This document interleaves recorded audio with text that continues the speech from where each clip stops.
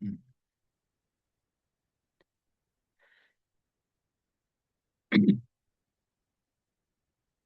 तो दिति की रिक्वेस्ट पर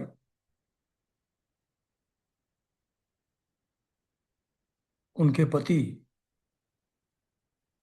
कश्यप जी ने पुंसवन व्रत रखने की विधि उनको बताई। उससे कहा जो भी मनोकामना आपकी पूरी होगी वो जो है कि इंद्र को मारने के लायक पुत्र तुमको उत्पन्न हो, वो पूरी होगी अगर तुम पुंसवन व्रत को बिना किसी त्रुटि के 1 साल तक पालन करोगी। तो उसने कहा बिल्कुल, जैसी आपकी आज्ञा। तो दीति बड़ी मनस्विनी और दृढ़ निश्चय वाली थी। उसने बहुत ठीक कहकर उनकी आज्ञा स्वीकार कर ली। अब दीति अपनी कोख में भगवान कश्यप का वीर्य और जीवन में उनका बतलाया हुआ व्रत धारण करके अनायास ही नियमों का पालन करने लगी। अनायास मतलब सहज रूप से, विदाउट एनी स्पेशल एफर्ट, मतलब that was quite natural for her. प्रिय परीक्षित, देवराज इंद्र अपनी मौसी दिति का अभिप्राय जान बड़ी बुद्धिमानी से अपना वेश बदलकर दिति के आश्रम पर आए और उसकी सेवा करने लगे। मतलब जैसे दिति सेवा करके कश्यप जी को मूर्ख बना रही थी, ऐसे ही जब इंद्र को पता लगा कि ये तो मुझको मरवाने के लिए पुत्र पैदा कर रही है, ये इंद्र जी को पता लग गया, तो वो फिर इसको जान करके भेष बदल करके दिति के आश्रम पर आ गए और उनकी सेवा करने लगे। वे दिति के लिए प्रतिदिन समय समय पर वन से फूल, कंदमूल, समिधा, कुश, पत्ते, दूब, मिट्टी और जल लाकर, मतलब पूजा प्रार्थना के लिए जितनी टाइप के उपचार चाहिए, सामग्री चाहिए, वो सब वो ला करके देने लगे दिति को। तो राजन, जिस प्रकार बहेलिया हरिन को मारने के लिए हरिन किसी सूरत बनाकर उसके पास जाता है, वैसे ही देवराज इंद्र भी कपट वेश धारण करके व्रत परायणा तिथि के व्रत पालन की त्रुटि पकड़ने के लिए उसकी सेवा करने लगे। मतलब थोड़ा सा भी मौका मिला, थोड़ी भी मिस्टेक इसने की, तो बस फिर तो मैं देख लूंगा आगे की चीजें। तो त्रुटि पाने का मौका मिले, इस आशय से वो सेवा में लगे रहे। सर्वदा पैनी दृष्टि रखने पर भी उन्हें उसके व्रत में किसी प्रकार की त्रुटि न मिली और वे पूर्ववत उसकी सेवा टहल में लगे रहे। अब तो इंद्र को बड़ी चिंता हुई। वे सोचने लगे कि मैं ऐसा कौन सा उपाय करूं जिससे मेरा कल्याण हो। दिति व्रत के नियमों का पालन करते करते बहुत दुर्बल हो गई थी। विधाता ने भी उसे मोह में डाल दिया। इसलिए एक दिन संध्या के समय जूठे मुंह, बिना आचमन किए और बिना पैर धोए वह सो गई। तो ये नियम के विरुद्ध हो गए।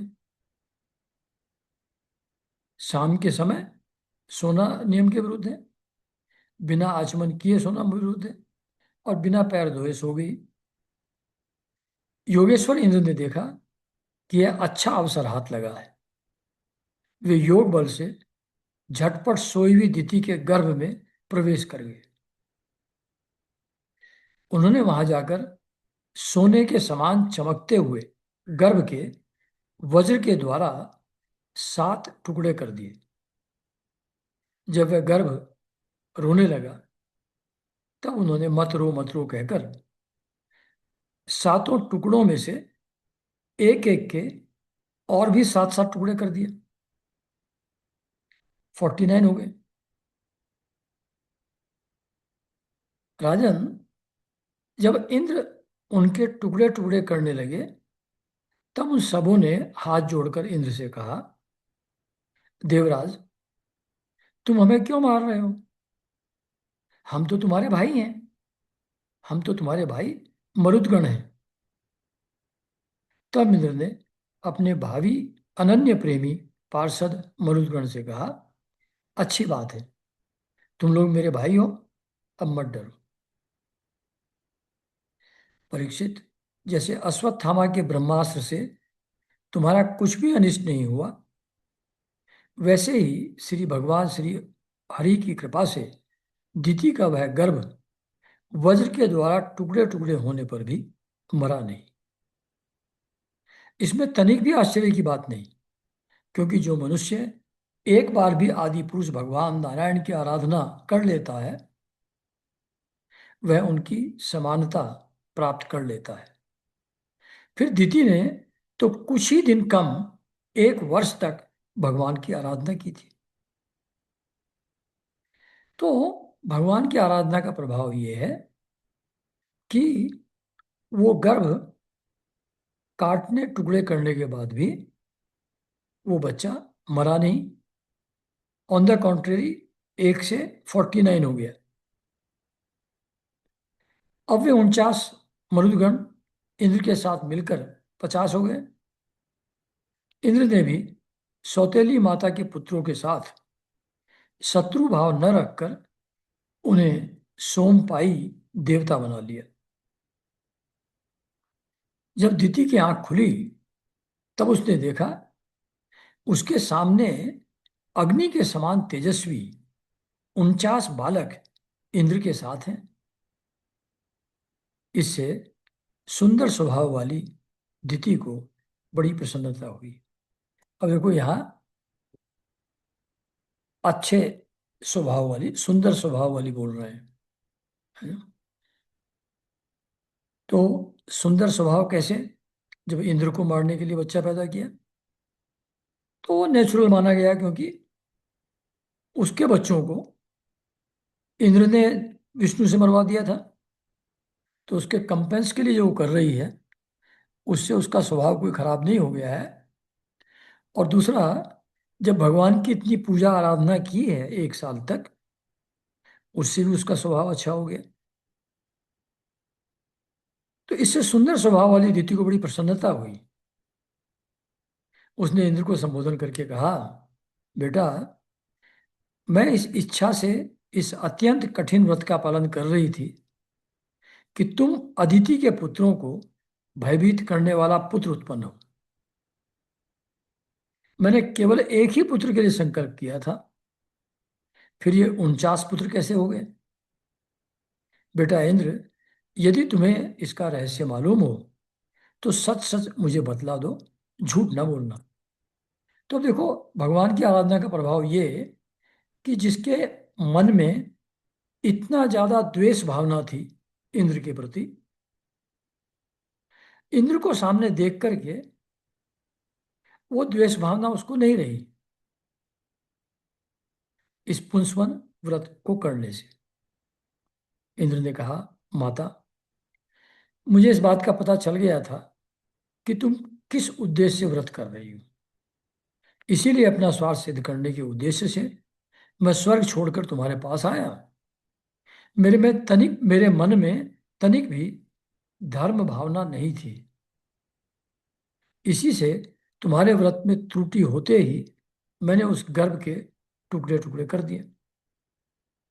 पहले मैंने उसके 7 टुकड़े किए थे, तो वे सातों टुकड़े 7 बालक बन गए। इसके बाद मैंने फिर एक एक के साथ 7 टुकड़े कर दिए, तब भी वे न मरे, बल्कि 49 हो गए। यह परम आश्चर्यमय घटना देखकर मैंने ऐसा निश्चय किया, इंद्र कह रहे हैं, कि परम पुरुष भगवान की उपासना की यह कोई स्वाभाविक सिद्धि है। जो आपने उपासना की है, उसी का फल है ये। जो लोग निष्काम भाव से भगवान की आराधना करते हैं और दूसरों की, दूसरी वस्तुओं की तो बात ही क्या, मोक्ष की भी इच्छा नहीं करते, वे ही अपने स्वार्थ और परमार्थ में निपुण हैं। ये अब ऑब्वियसली ये बात इंद्र तो नहीं कह रहे होंगे, ये परीक्षित को सुखदेव जी बता रहे होंगे। जो लोग निष्काम भाव से भगवान की आराधना करते हैं और दूसरी वस्तुओं की तो बात ही क्या, मोक्ष की इच्छा भी नहीं करते, वे ही अपने स्वार्थ और परमार्थ में निपुण हैं। भगवान जगदीश्वर सबके आराध्य देव अपने आत्मा ही हैं। वे प्रसन्न होकर अपने आप तक का दान कर देते हैं, यानी कि उपासक को अपने तुल्य, अपने जैसा ही बना लेते हैं। भला ऐसा कौन बुद्धिमान है जो उनकी आराधना करके विषय भोगों का वरदान मांगे? अच्छा, ये इंद्र ही बोल रहे हैं सब बातें। माता जी, ये विषय भोग तो नरक में भी मिल सकते हैं। मेरी स्नेहमयी जननी, तुम सब प्रकार से मेरी पूजिया हो। मैंने मूर्खता पूर्वक बड़ी दुष्टता का काम किया है। तुम मेरे अपराध को क्षमा कर दो। यह बड़े सौभाग्य की बात है कि तुम्हारा गर्भ खंड खंड हो जाने पर भी, इस पे एक प्रकार से मर जाने पर भी फिर से जीवित हो गया। तो साफ साफ बात इंद्र ने बता दी। और दिति के दर्शन करने से, दिति के पुत्रों के दर्शन करने से जो साधना के फलस्वरूप पैदा हुए थे, इंद्र के मन में भी उस समय एक क्लैरिटी आ गई। उनको भी ये समझ में आ गया कि ये सब इस तरीके की हरकतें करने का कोई अर्थ नहीं है। भगवान की आराधना ही करनी चाहिए, उन्हीं की प्रसन्नता प्राप्त करनी चाहिए। तो सुखदेव जी कहते हैं, परीक्षित, दिति देवराज इंद्र के शुद्ध भाव से संतुष्ट हो गई। उससे आज्ञा लेकर देवराज इंद्र ने मरुद गणों के साथ उसे नमस्कार किया और स्वर्ग में चले गए। तो देखिए भगवान की आराधना का प्रभाव। जो इंद्र को मरवाने के लिए ही कठिन तपस्या करके व्रत कर रही थी, उद्देश्य गलत होते हुए भी भगवान की उपासना के कारण से उसके मन में इंद्र के प्रति कोई द्वेष भाव नहीं बचा। राजन, यह मरुदगण का जन्म बड़ा ही मंगलमय है। इसके विषय में तुमने मुझसे जो प्रश्न किया था, उसका उत्तर समग्र रूप से मैंने तुम्हें दे दिया। अब तुम क्या सुनना चाहते हो? तो यहाँ पर ये वाला चैप्टर समाप्त होता है। फिर नेक्स्ट चैप्टर में पुंसवन व्रत की विधि क्या है वो बताई गई है। तो राजा परीक्षित को जब उन्होंने कहा कि अब और क्या सुनना चाहते हैं बताइए, तब राजा परीक्षित ने पूछा कि अभी अभी आपने पुंसवन व्रत का वर्णन किया है और कहा है कि उससे भगवान विष्णु प्रसन्न हो जाते हैं। सो अब मैं उसकी विधि जानना चाहता हूं, क्योंकि इसके पहले पुंसवन व्रत करते हुए क्या करना है क्या नहीं करना है सिर्फ ये बताया गया था, लेकिन पुंसवन व्रत क्या है ये अभी तक नहीं बताया था। तो यहाँ अब सुखदेव जी से परीक्षित जी पूछ रहे हैं पुंसवन व्रत की विधि, जिसको करने से भगवान विष्णु प्रसन्न हो जाते हैं।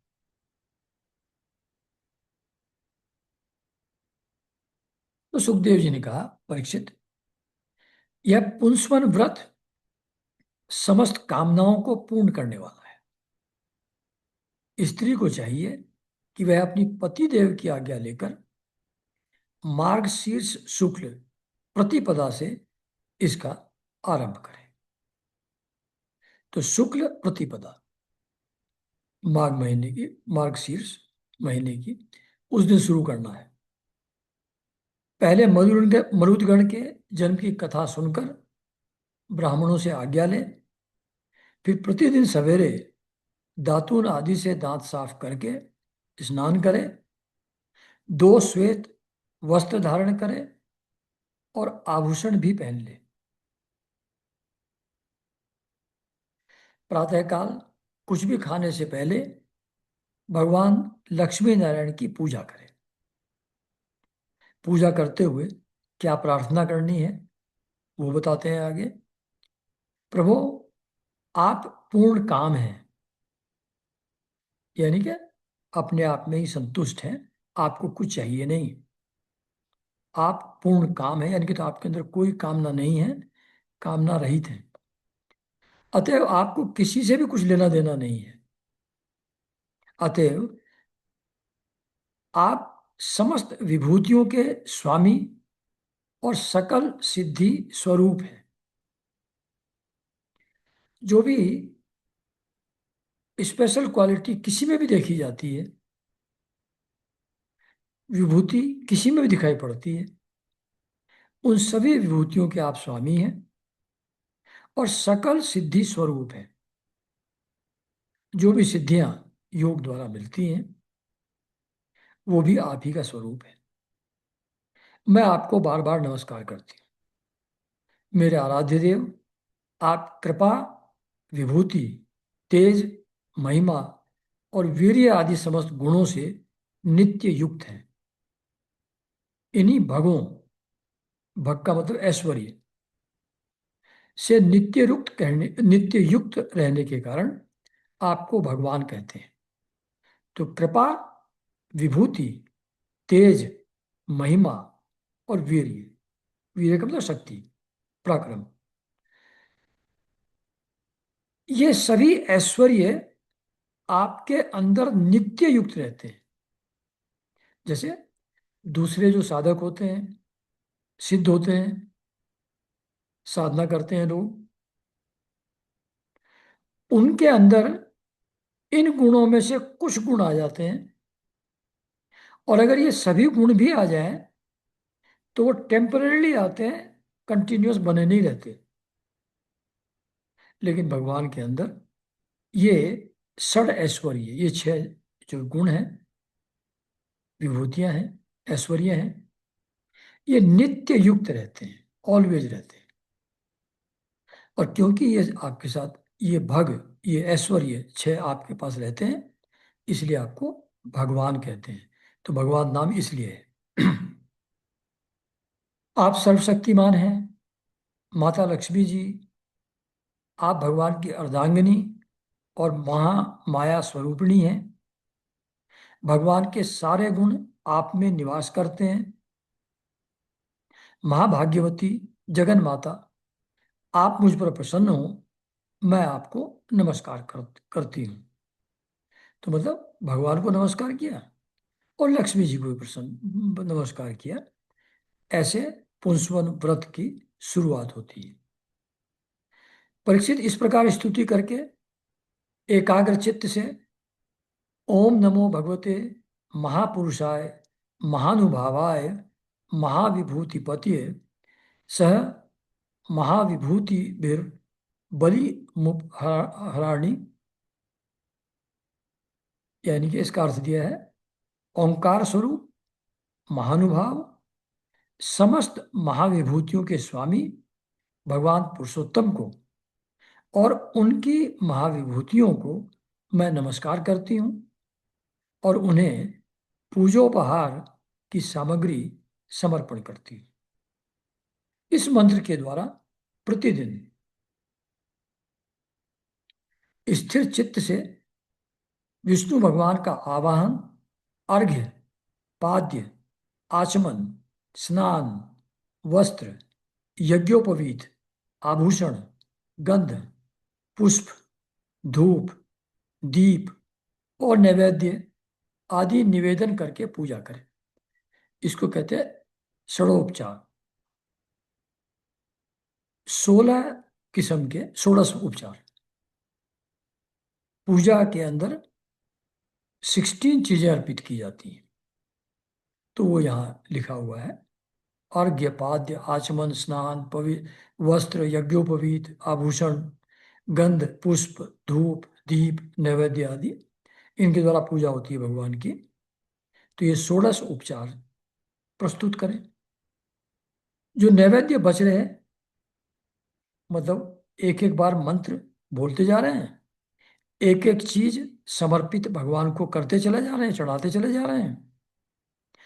ये सब चीजें जब भगवान को अर्पित कर दी जाए, भगवान को चढ़ा दी जाए, उसके बाद अगर कुछ नैवेद्य बचा रहा तो उसे ओम नमो भगवते महापुरुषाय महाविभूतिये पते स्वाहा ऐसा कह करके, यानी कि महान ऐश्वर्यों के अधिपति भगवान पुरुषोत्तम को नमस्कार है, मैं उन्हीं के लिए इस हविष्य का हवन कर रही हूँ। यह मंत्र बोलकर अग्नि में 12 आहुतियां दे। परीक्षित, जो सब प्रकार की संपत्तियों को प्राप्त करना चाहता हो उसे चाहिए कि प्रतिदिन भक्ति भाव से भगवान लक्ष्मी नारायण की पूजा करे, क्योंकि वे ही दोनों समस्त, अब लक्ष्मी और नारायण दोनों की, लक्ष्मी नारायण की पूजा करे क्योंकि वे दोनों समस्त अभिलाषाओं के पूर्ण करने वाले एवं श्रेष्ठ वरदानी है। इसके बाद भक्ति भाव से भरकर बड़ी नम्रता से भगवान को साष्टांग दंडवत करे, 10 बार पूर्वोक्त मंत्र का जप करे और फिर इस स्तोत्र का पाठ करें। ये पुंसवन का एक एक स्टेप बताया जा रहा, पुंसवन व्रत का। एवरी मॉर्निंग नहा धो करके दातुन करके ये प्रोसेस फॉलो करना है एवरी मॉर्निंग। हे लक्ष्मी नारायण, आप दोनों सर्वव्यापक और संपूर्ण चराचर जगत के अंतिम कारण हैं, मतलब you are the very source of this सृष्टि। आपका और कोई कारण नहीं है, मतलब आप स्वतः ही एग्जिस्ट करते हैं। You do not come from something else. भगवान माता लक्ष्मी जी आपकी माया शक्ति हैं, यही स्वयं अव्यक्त प्रकृति भी है। इनका पार पाना अत्यंत कठिन है। प्रभु, आप ही इन महामाया के अधीश्वर हैं और आप ही स्वयं परम पुरुष हैं। आप समस्त यज्ञ हैं और ये हैं यज्ञ क्रिया। आप फल के भोक्ता हैं और ये हैं उसको उत्पन्न करने वाली क्रिया, मतलब फल को क्रिएट करने वाली क्रिया वो लक्ष्मी जी हैं और उस फल को भोगने वाले नारायण हैं। माता लक्ष्मी जी तीनों गुणों की अभिव्यक्ति हैं और आप उन्हें व्यक्त करने वाले और उनके भोक्ता हैं। तो मतलब जो त्रिगुण है, सात्विक राजसिक तामसिक गुण, वो माता लक्ष्मी जी के गुणों की अभिव्यक्ति हैं। और वो जो गुण व्यक्त होते हैं लक्ष्मी जी के थ्रू, उनको व्यक्त कराने वाले आप हैं नारायण जी, और उनका जो फल होता है उनके एक्शन का, उसके भोक्ता आप हैं। आप समस्त प्राणियों की आत्मा हैं और लक्ष्मी जी शरीर इंद्रिय और अंतःकरण है। ये तो आप लोग पहले सुन ही चुके हैं कि माया से महत्त्व, महत्व से त्रिगुण अहंकार, और त्रिगुण अहंकार से फिर वो सभी देवता, इंद्रियां, पंच महाभूत वो सब होते हैं और उन सब के कॉम्बिनेशन से ये पूरी सृष्टि होती है। तो लक्ष्मी जी जो है वो शरीर इंद्रिय और अंतःकरण है।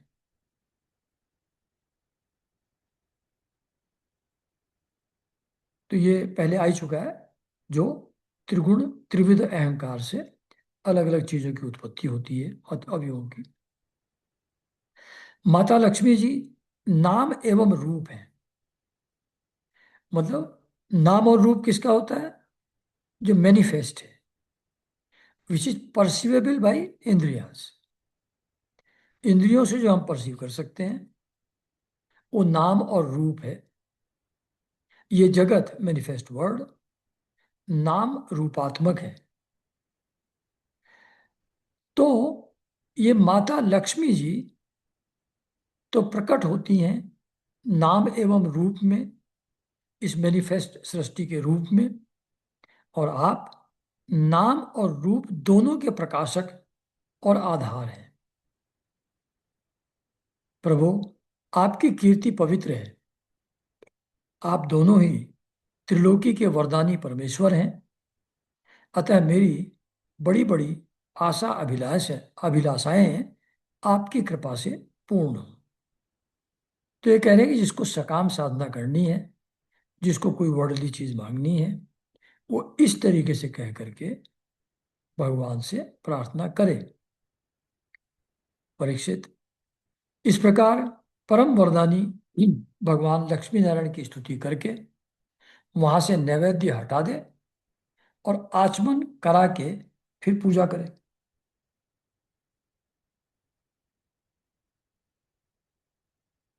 तदनंतर भक्ति भाव भरित हृदय से भगवान की स्तुति करें और यज्ञावशेष को सूंघकर,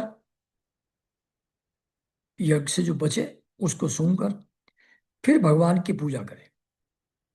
भगवान की पूजा के बाद अपने पति को साक्षात भगवान समझकर परम प्रेम से उनकी प्रिय वस्तुएं सेवा में उपस्थित करें। पति का भी यह कर्तव्य है कि वह आंतरिक प्रेम से अपनी पत्नी के प्रिय पदार्थ ला लाकर उसे दे और उसके छोटे बड़े सब प्रकार के काम करता रहे। परीक्षित, पति पत्नी में से एक भी कोई काम करता है तो उसका फल दोनों को मिलता है। इसलिए यदि पत्नी रजोधर्म आदि के समय यह व्रत करने के अयोग्य हो जाए तो बड़ी एकाग्रता और सावधानी से पति को ही इसका अनुष्ठान करना चाहिए। यह भगवान विष्णु का व्रत है। इसका नियम लेकर बीच में कभी नहीं छोड़ना चाहिए। जो भी यह नियम ग्रहण करे वह प्रतिदिन माला, चंदन, नैवेद्य और आभूषण आदि से भक्ति पूर्वक ब्राह्मण और सुहागनी स्त्रियों का पूजन करे। प्रतिदिन, साल भर की का व्रत है तो प्रतिदिन माला, चंदन, नैवेद्य और आभूषण आदि से भक्ति पूर्वक ब्राह्मण और सुहागनी स्त्रियों का पूजन करे तथा भगवान विष्णु की भी पूजा करे। इसके बाद भगवान को उनके धाम में पधरा दे, यानी कि विसर्जन कर दे। तदनंतर आत्मशुद्धि और समस्त अभिलाषाओं की पूर्ति के लिए पहले से ही उन्हें निवेदित किया हुआ प्रसाद ग्रहण करें। जो भगवान के सामने प्रसाद चढ़ाया था उसी को लेकर के ग्रहण कर ले। साध्वी स्त्री इस विधि से 12 महीनों तक पूरे साल भर इस व्रत का आचरण करके मार्गशीर्ष की अमावस्या को उद्यापन संबंधी उपवास और पूजन आदि करें। उस दिन प्रातःकाल ही स्नान करके पूर्ववत विष्णु भगवान का पूजन करे और उसका पति पाक यज्ञ की विधि से घृत मिश्रित खीर की अग्नि में 12 आहुति दे। पति भी पार्टिसिपेट करे, लास्ट डे वो 12 आहुति वो भी दे। इसके बाद जब ब्राह्मण प्रसन्न होकर उसे आशीर्वाद दें तो बड़े आदर से सिर झुकाकर उन्हें स्वीकार करें। भक्ति भाव से माथा टेक कर ब्राह्मणों के चरणों में प्रणाम करें और उनकी आज्ञा लेकर भोजन करें। पहले आचार्य को भोजन कराएं, फिर मौन होकर भाई बंधुओं के साथ स्वयं भोजन करें। इसके बाद हवन से बची हुई घृत मिश्रित खीर अपनी पत्नी को दे दे। वह प्रसाद स्त्री को सत्पुत्र और सौभाग्य दान करने वाला होता है। तो परीक्षित को बता रहे हैं आगे सुखदेव जी, भगवान के इस पुंसवन व्रत का जो मनुष्य विधि पूर्वक अनुष्ठान करता है, उसे यहीं उसकी मनचाही वस्तु मिल जाती है।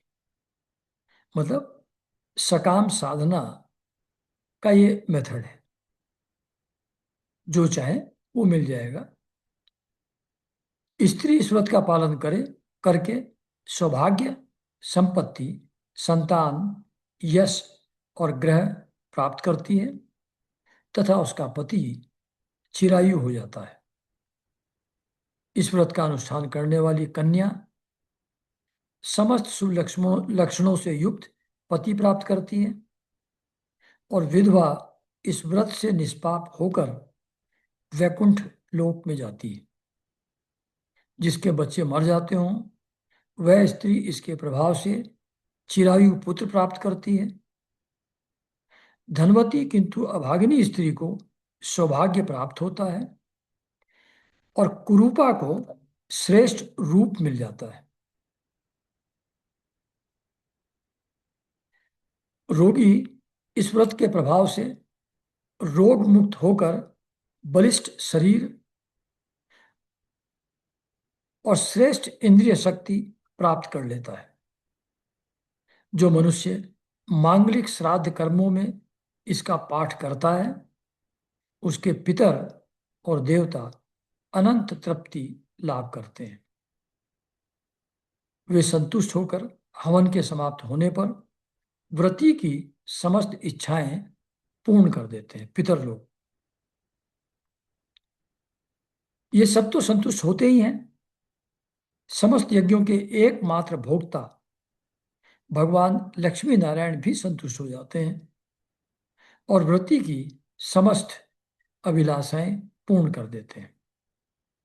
परीक्षित, मैंने तुम्हें मरुदगण की आदरणीय और पुण्यप्रद जन्म कथा सुनाई और साथ ही दिति के श्रेष्ठ पुंसवन व्रत का वर्णन भी सुना दिया। तो यहाँ पर यह छठा स्कंध जो है ये यहाँ पूर्ण हो जाता है और अब सप्तम स्कंध शुरू होगा। तो सप्तम स्कंध अगले संडे शुरू करेंगे, पर अभी समय थोड़ा सा बचा हुआ है। तो एक हमारे जो पार्टिसिपेंट हैं इस ग्रुप में,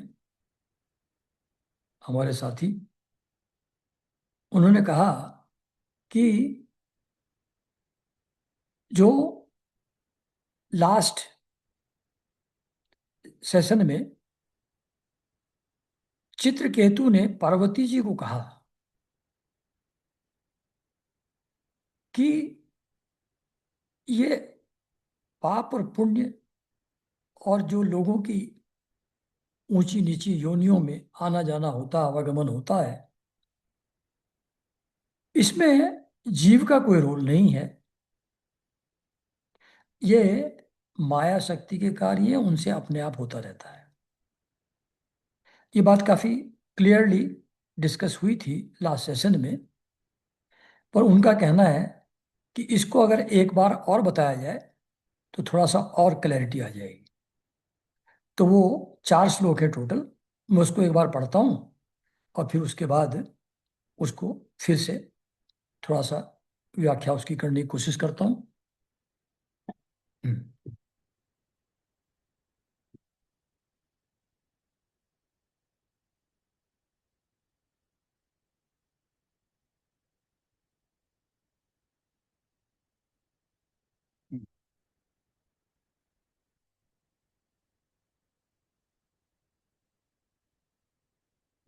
एक मिनट भाई, जरा मैं अपना सेटिंग वेटिंग कर लूँ।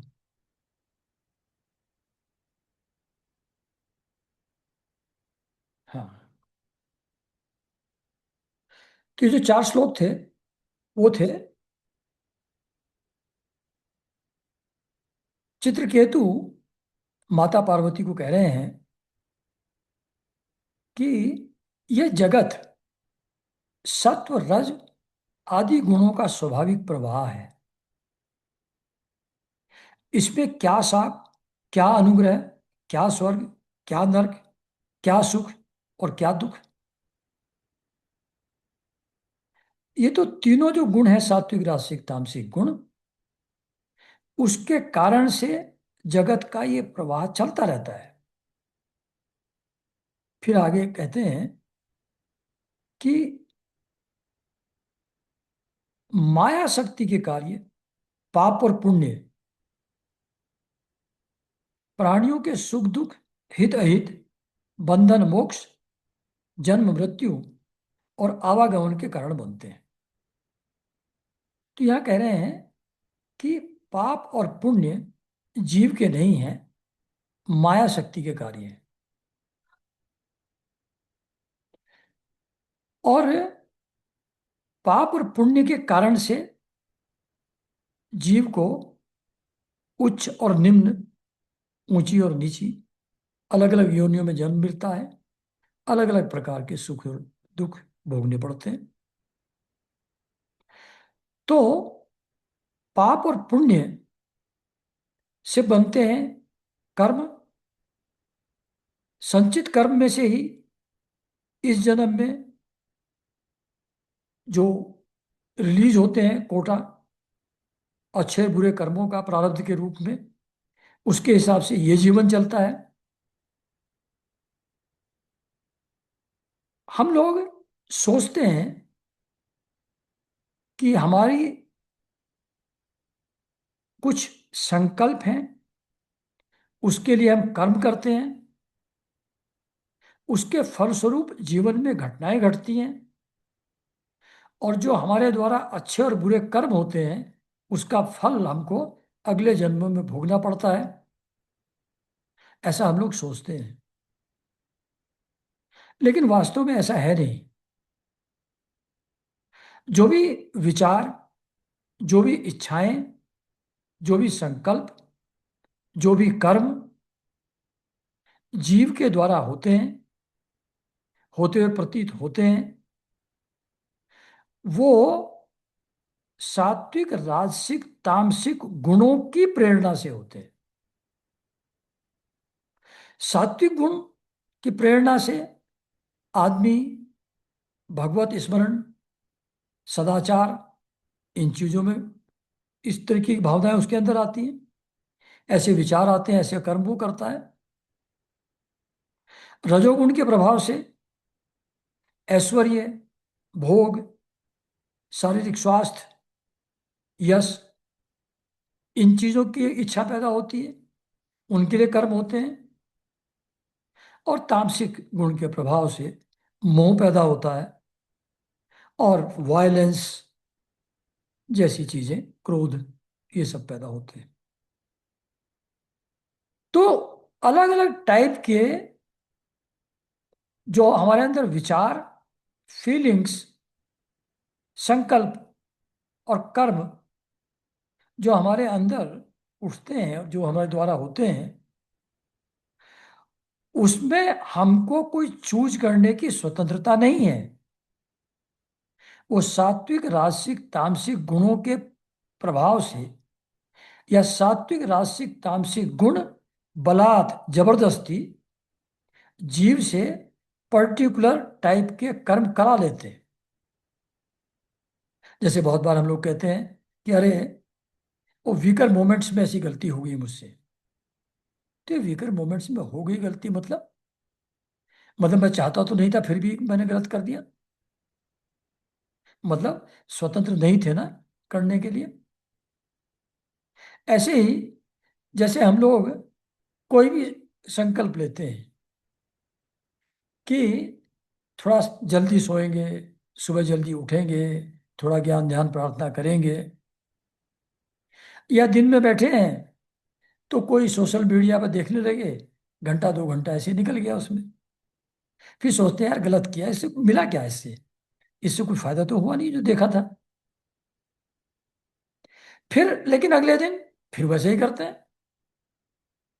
चाहते हैं कि टाइम वेस्ट ना करें, लेकिन अगले दिन फिर वैसा ही करते हैं। In other words, we are not free to act otherwise. तो ये कैसे हो रहा है? हमारे विवेक के विरुद्ध कैसे हो रहा है? हमारी इच्छा के विरुद्ध कैसे हो रहा है? तो रीजन सिंपल है कि जो सात्विक राजसिक तामसिक गुण हमारे अंदर हैं, वही कारण है विचार के, वही कारण है इच्छा के, वही कारण है संकल्प के, और वही कारण है कर्म के। ये सब कुछ जो त्रिगुणात्मक माया है, त्रिगुणात्मक माया ये अलग अलग टाइप के एक्शन जीव से जबरदस्ती करा लेती है। इन अदर वर्ड्स, जीव की कोई स्वतंत्रता नहीं है। वो बाध्य है पर्टिकुलर तरीके से ही एक्शन उसके द्वारा होगा। ये सारे अच्छे और बुरे कर्म, पाप और पुण्य, ये माया शक्ति के कार्य हैं। मोक्ष की तरफ जब आदमी चलता है, मोक्ष पाता है, वो भी माया शक्ति का ही कार्य है।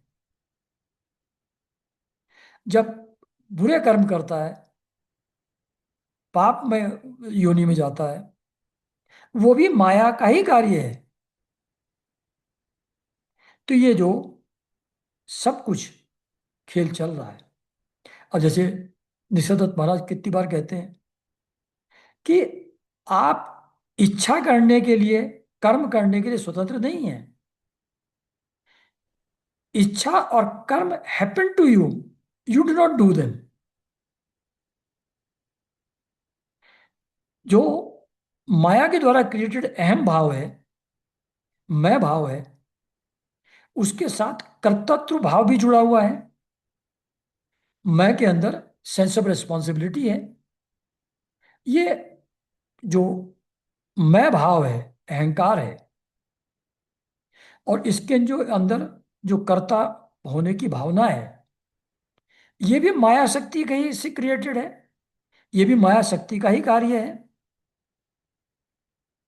तो ये जो अज्ञान है कि मैं कर सकता हूं, I can change the situations, अपने एक्शन से बदल सकता हूं, ये गलत है। ये अज्ञान है। मैं इंडिपेंडेंट एक्ट करने की कैपेसिटी रखता हूं, मैं चीजें बदल सकता हूं, ये अज्ञान है। ये पूरे जगत के अंदर जो कुछ भी हो रहा है, वो सात्विक राजसिक तामसिक गुणों के स्वाभाविक प्रवाह के कारण से हो रहा है। इसलिए इसमें न अपनी गलती है, न किसी दूसरे की गलती है, न खुद कारण है पाप और पुण्य का, ऊपर नीचे की योनियों में जाने का जीव, और न कोई दूसरा उसका कारण है। ये सब का सब जो त्रिगुणात्मक माया है, सात्विक राजसिक तामसिक गुण है, उनका जो स्वाभाविक प्रवाह है, उसके हिसाब से सृष्टि में ये सब पाप और पुण्य, उसके हिसाब से प्रारब्ध, और उसके हिसाब से जीवों का जीवन जैसे जैसे उद्घाटित होता है, खुलता जाता है, अनफोल्ड होती है लाइफ, वो सब माया के कारण से ही हो रहा है। लेकिन ये अज्ञान, that I can make a difference, I can change things, और मेरा कुछ कर्तव्य है, मेरा कोई रिस्पॉन्सिबिलिटी है, ये अज्ञान है। इसलिए पहले सेंटेंस में कहते हैं चित्रकेतु, माता जी, सुख और दुख देने वाला न तो अपना आत्मा है, न दूसरे का। जो अज्ञानी लोग हैं, वे ही अपने को अथवा दूसरे को सुख और दुख का कर्ता माना करते हैं। यह जगत सत्व रज आदि गुणों का स्वाभाविक प्रवाह है। इसमें क्या शाप, क्या अनुग्रह, क्या स्वर्ग, क्या नरक, क्या सुख और क्या दुख, एकमात्र परिपूर्णतम भगवान बिना किसी की सहायता के अपनी आत्मस्वरूपिणी माया के द्वारा समस्त प्राणियों की तथा उनके बंधन, मोक्ष और सुख दुख की रचना करते हैं। भगवान अपनी माया के थ्रू सभी प्राणियों की रचना वही करते हैं माया के द्वारा, और उन प्राणियों के बंधन, मोक्ष और सुख दुख की रचना भगवान करते हैं, जीव नहीं करता है। माता जी, भगवान श्री हरि सब में सम और माया के मल से रहित है। खुद भगवान के अंदर माया नहीं है। उनका कोई प्रिय अप्रिय, जाति बंधु, अपना पराया नहीं है। यानी कि सुख और दुख देने में वो किसी के फेवर में है, किसी के अगेंस्ट है, ऐसी फीलिंग नहीं है। तो वो तो उनकी माया शक्ति है जो जीवों के अंदर जीवों को बाध्य करके उनसे कर्म पर्टिकुलर करवाती है, अलग अलग इच्छाएं उनके अंदर पैदा करती है, अलग अलग संकल्प उनके मन में उठाती है, और उन कर्मों के द्वारा पाप और पुण्य को क्रिएट करती है। ये माया करती है। तो माया शक्ति के कार्य पाप और पुण्य ही प्राणियों के सुख दुख, हित अहित, बंध मोक्ष, मोक्ष का कारण भी माया है। माया सिर्फ बंधन में नहीं डालती है, माया ही मोक्ष भी कराती है। और इसी से अलग अलग योनियों में जन्म भी व्यक्ति का होता है। तो यहां ये बहुत क्लियर किया है कि we are not free to act, we are force to act by त्रिगुणास। वो जबरदस्ती बलात् करा लेते हैं कर्म। इसलिए there is no place for guilt. किसी चीज के लिए अपने को दोषी मानना, गिल्टी फील करना, इसका कोई आधार नहीं है। ऐसे ही किसी दूसरे को अपने सुख या दुख का कारण मानने का भी कोई अधिकार नहीं, आधार नहीं है। क्योंकि सभी कुछ माया के जो तीन गुण हैं, उन तीन गुणों का मैनिफेस्टेशन है सभी कुछ। And obviously we have no, we are created by maya. हम माया का कुछ नहीं कर सकते। उसके बाद वही माया हमको भगवान की याद दिलाती है, वही माया हमको नाम जप में प्रवृत्त करती है, वही माया हमको प्रभु के प्रति प्रेम प्राप्त करवाती है, प्रभु का अनुग्रह कराती है, और वही माया हम लोगों को मुक्त भी करा देती है। तो ये सब अपने आप होता रहता है। जैसे पानी के प्रभाव में बालू के कण या तिनके बहते रहते हैं, ऊपर नीचे होते रहते हैं, मिलते और बिछुड़ते रहते हैं। ऐसा लगता है जैसे उनके अंदर मूवमेंट है, वो कुछ कर रहे हैं, मिल रहे हैं, बिछुड़ रहे हैं, ऊपर जा रहे हैं, नीचे जा रहे हैं। पर ऐसा कुछ भी नहीं होता।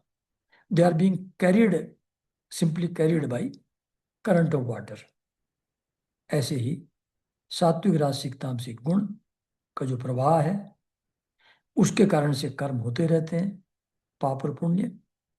उसके हिसाब से लोग मिलते बिछुड़ते रहते हैं, जीवन में घटनाएं अनफोल्ड होती रहती हैं, सुख और दुख आते जाते रहते हैं।